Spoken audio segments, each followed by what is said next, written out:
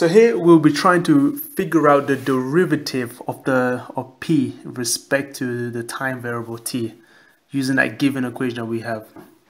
Now, how do we differentiate this one? So as you can see, just ignoring 40 for a second because we know that derivative of a constant is 0.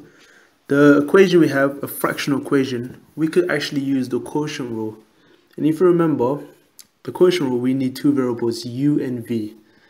And it's given by v times the derivative of u minus u times the derivative of v all over v squared.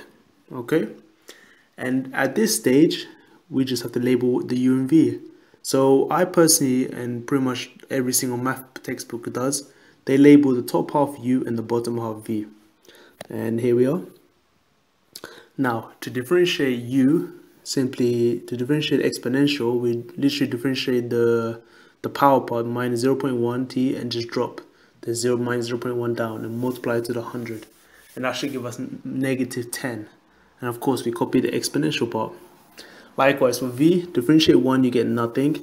Differentiate 3 to the power minus 0.9 t, well, you drop minus 0.9 down. Times the 3, you should get minus 2.7. And of course, the exponential part. And that's it. Now we just plug all of that into the dp over dt equation.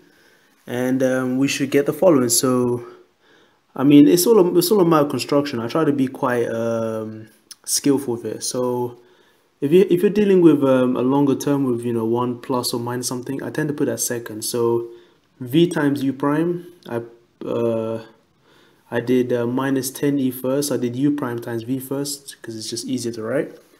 And minus, so notice that you got negative 2.7 for v prime.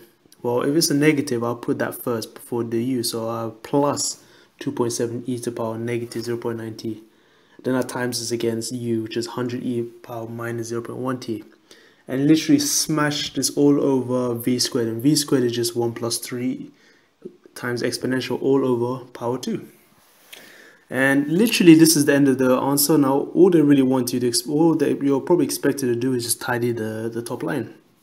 So first things first, let's expand the brackets and multiply out the right hand side. So we should get minus 10e power minus blah blah times 1 is the same.